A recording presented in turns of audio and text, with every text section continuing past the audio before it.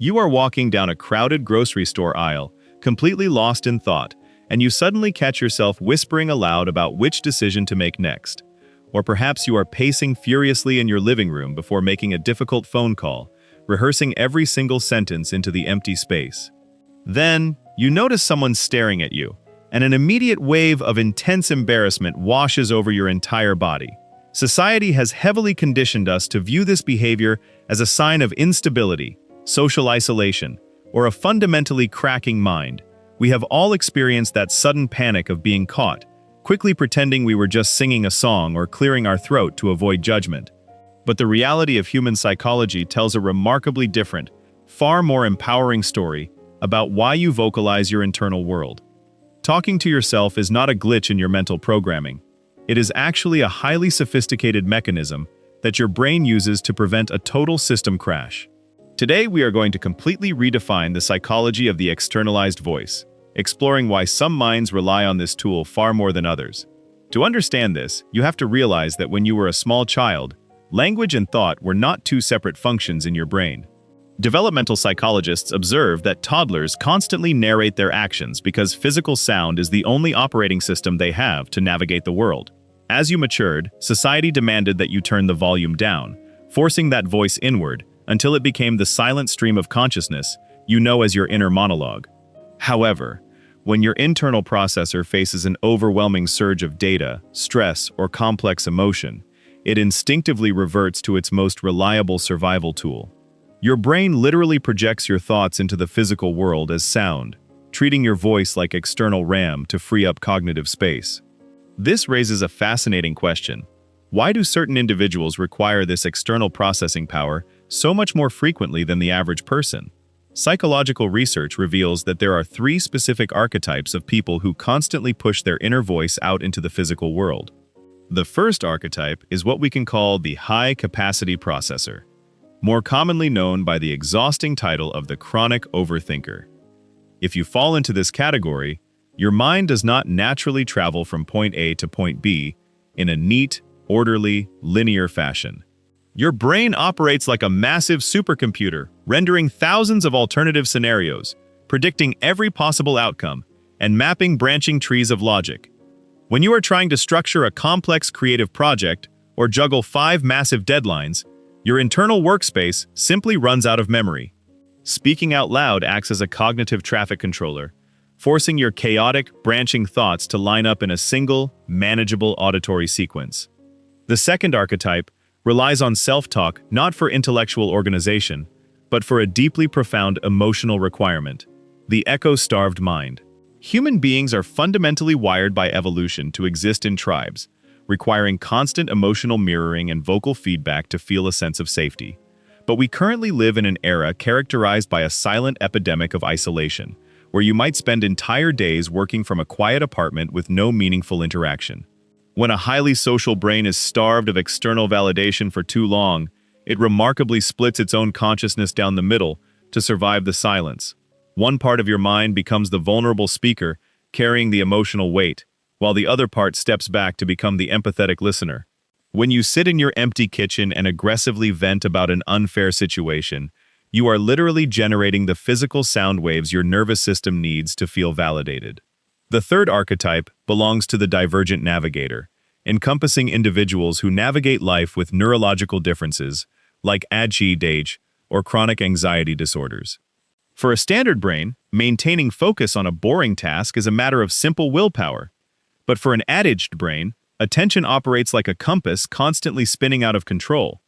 Imagine trying to pack a suitcase for a critical business trip. Your eyes catch a book, then a loose thread, and suddenly, you have completely forgotten your original objective. For this individual, saying shirts, charger, passport out loud is not just empty chatter. It is an auditory tether physically binding their wandering mind to the present reality. Similarly, when someone with severe anxiety whispers, "You are safe, just keep breathing," they are manually overriding an overwhelmed nervous system with a calming auditory anchor. Understanding these archetypes proves that your self-talk is a brilliant adaptive strategy, but it is critical to recognize that this tool possesses a dangerous dual nature. The quality of this externalized voice is the single greatest determining factor in whether your self-talk acts as a protective shield or a psychological prison. When your cognitive system is healthy, this voice operates as an elite internal coach, guiding you through failures and reminding you of your resilience.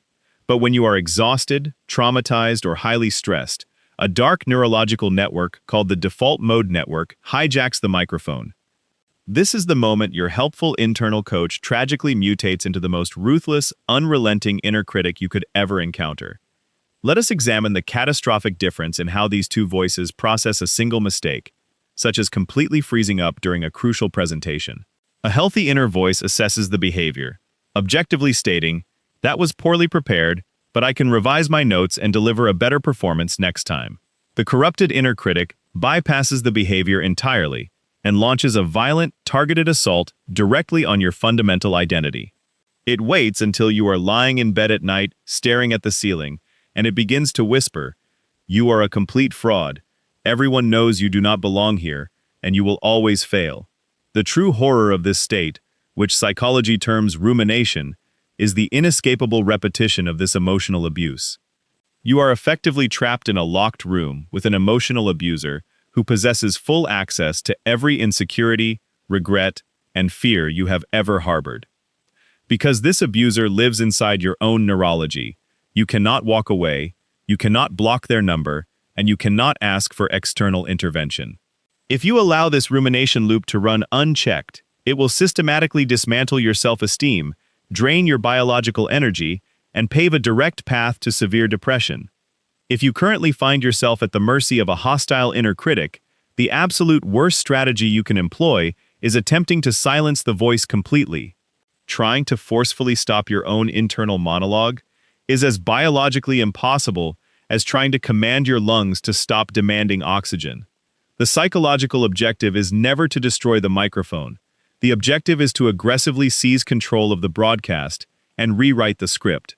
Clinical psychology offers 3 highly effective protocols for debugging this corrupted code and reclaiming your cognitive sovereignty.